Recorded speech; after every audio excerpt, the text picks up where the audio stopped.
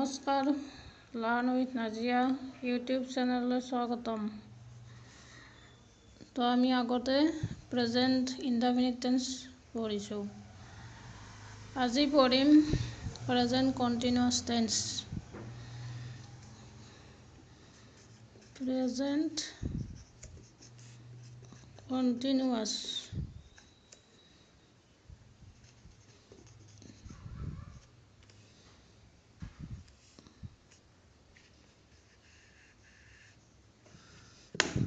Present continuous মানে হৈছে চলি থকা, মানে যিটো বাক্যই চলি থকা বুজায়, যিকোনো এটা কথা বা ঘটনা বা কাৰ্য, সেইটো প্ৰেজেণ্ট কণ্টিনিউৱাছ টেন্সত হয়।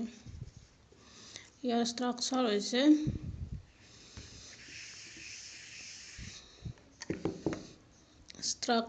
মানে কণ্টিনিউৱাছ টেন্সৰ যিবোৰ বাক্য সেইবোৰ কেনেকৈ লিখিব লাগে। ছাবজেক্ট প্লাছ বি ভাৰ্ব,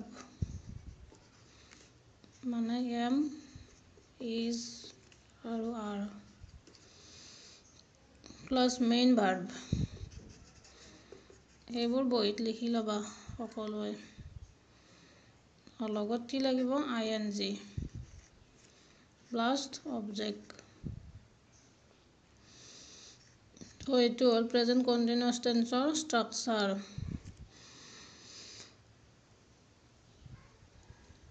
মানে চলি থকা। ইয়াত দিছে নাম্বাৰ 1, বৰ্তমান সময়ত চলি থকা নাইবা কৰি থকা যিকোনো কাৰ্য প্ৰকাশ কৰিবলৈ প্ৰেজেণ্ট কণ্টিনিউৱাছ টেন্সৰ ব্যৱহাৰ কৰা হয়। যেনে ল'ৰা ছোৱালীবোৰে এতিয়া মনোযোগেৰে কিতাপ পঢ়ি আছে। The children are reading their books attentively now.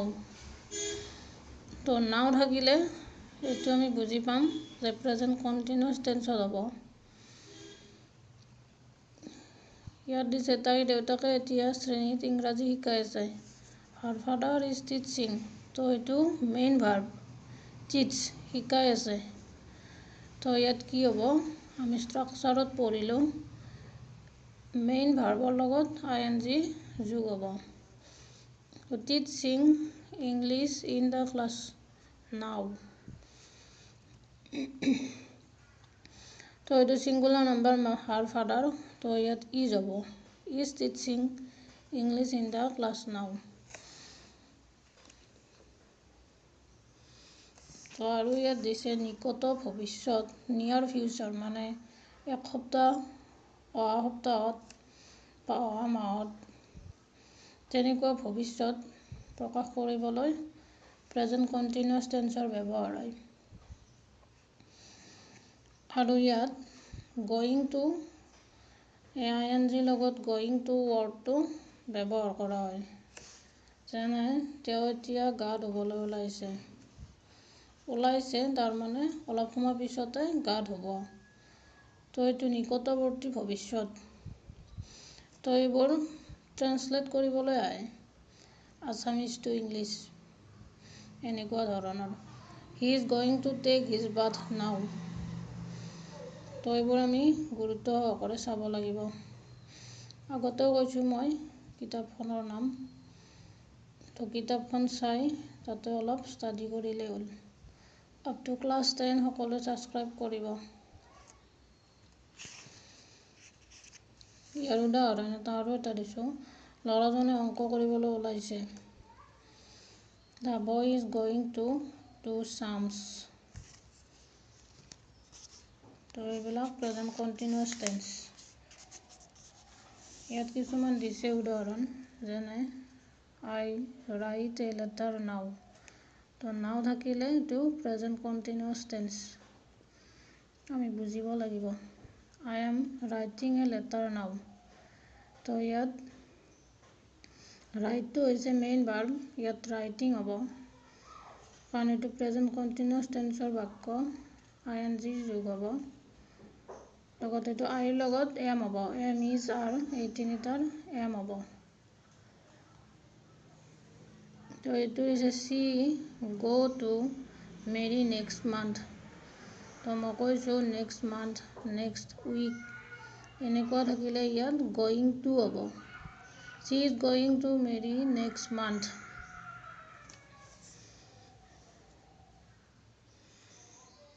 তো ইয়াৰ পিছত আমি চাম present perfect tense. Present indefinite, present continuous, তাৰপিছত প্ৰেজেণ্ট পাৰফেক্ট টেন্স। ইয়াৰ ষ্ট্ৰাকচাৰ দিছে subject plus have has plus past participle form of the main verb plus object. Past participle মানে যেনে কি আছিল গুড, বেটাৰ, বেষ্ট। যদি গুড থাকে তেতিয়া সেইটো বেষ্ট হ'ব। আমি সেইবোৰ আলোচনা কৰা নাই, কিন্তু আগতে পাই আহিছোঁ ক্লাছ 5-6ত। মই সেইবোৰো পিছত বুজাই দিম। তো ক্লাছ 8 to ক্লাছ 10 এইখিনি চালে তেওঁলোকে বুজি পাব।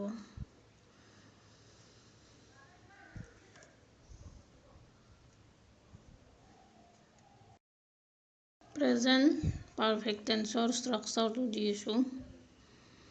Subject plus have plus has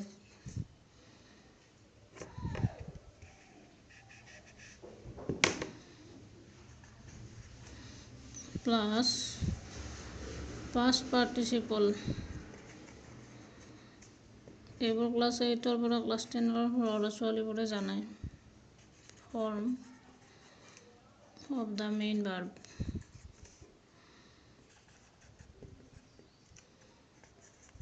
past participle মানে হৈছে যেনে ফিনিছড, ফিনিছড ইডি যোগাব ফিনিছড। Good, better, best. তো ইয়াৰ এইটো হ'ল পাষ্ট পাৰ্টিচিপল। তো এইবোৰ আমি আগতে শিকি আহিছোঁ ক্লাছ 5-6তে। তো 8 to 10 ষ্টুডেণ্টবোৰে এইবোৰ জানিব। তথাপিও মই এদিন ক্লাছ এটা কৰাই দিম।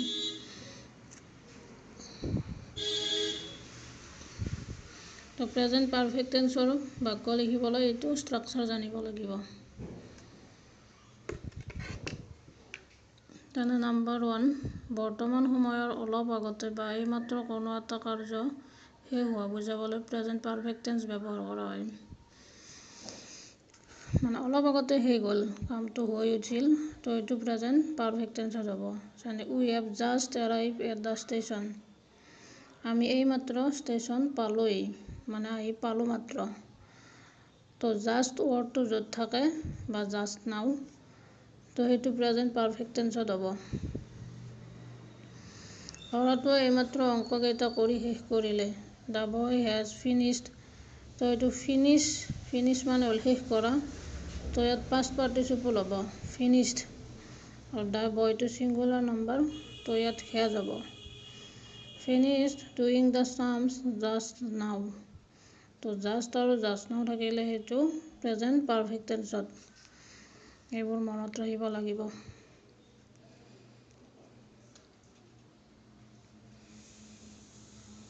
আৰু ইয়াত দিছে কাৰ্য এটা শেষ হোৱাৰ পিছতো তাৰ সময়টো চলি থাকিলে তাক প্ৰেজেণ্ট পাৰফেক্ট টেন্সত লিখা হয়।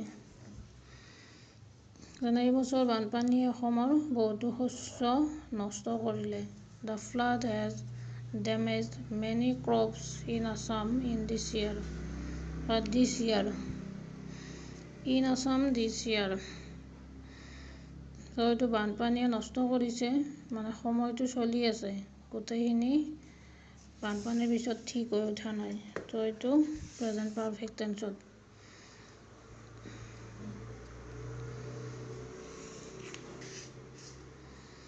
তো বাকীখিনি মই পিছত লাহে লাহে দিম। এটা টপিক চাই গ'লে হ'ল, তেতিয়া বুজাত সহজ হ'ব। ইয়াত দিছে কিছুমান উদাহৰণ। শ্বি লিভ দ্য ৰুম জাষ্ট নাও। তো ইয়াত জাষ্ট নাও শব্দটো থাকিলে আমি বুজি পাম যে এইটো প্ৰেজেণ্ট পাৰফেক্ট টেন্সত লিখিব লাগিব। She has left the room just নাও।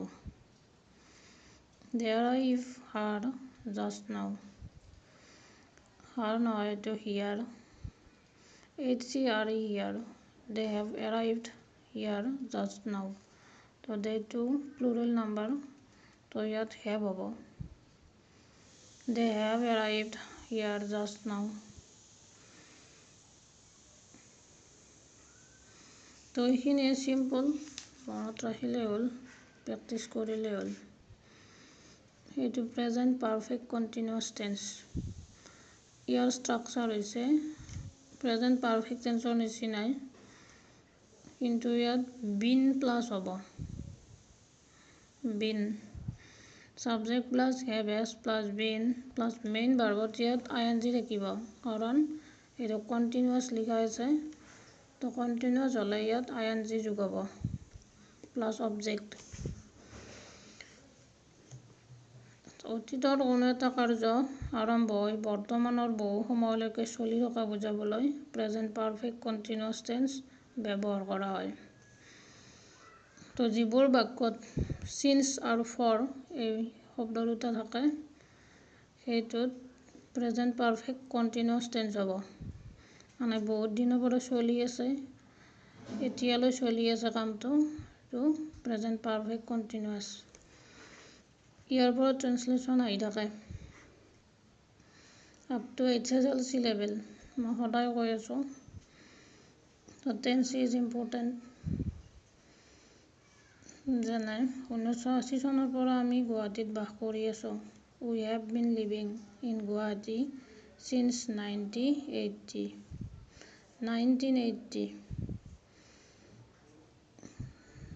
মানে 1980 চনৰ পৰা আমি বাস কৰি আছোঁ। তো এনেকুৱা ধৰণৰ বাক্য বুজাবলৈ প্ৰেজেণ্ট পাৰফেক্ট কণ্টিনিউৱাছ টেন্স। ইয়াত দেখিছে এইটো চিন্স। তো যিটো বাক্যত চিন্স বা ফৰ থাকিব আমি বুজি পাম যে এইটো প্ৰেজেণ্ট কণ্টিনিউৱাছ টেন্সত লিখিব লাগিব। সেইটো হেভ প্লাছ বিন। লিভটো হৈছে মেইন ভাৰ্ব, তো ইয়াত ING যোগ হ'ব। উই হেভ বিন লিভিং। মই পাৰাখিনি বুজাই দিছোঁ, সকলোৱে প্ৰেক্টিচ কৰিলে হ'ল। বা মালবিকাই সৰুৰে পৰা আমেৰিকাত থাকে। Malvika has been living in America since her childhood. তো দুটা উদাহৰণ দি বুজাই দিলোঁ। তো প্ৰায় প্ৰেজেণ্ট টেন্সৰ ভাগকেইটা আমি আজি পঢ়িলোঁ। ইয়াৰ পিছত পাষ্ট টেন্স আৰম্ভ কৰিম। একেই বাক্যৰ গঠনবোৰ, ষ্ট্ৰাকচাৰবোৰ আমি মনত ৰাখিব লাগিব।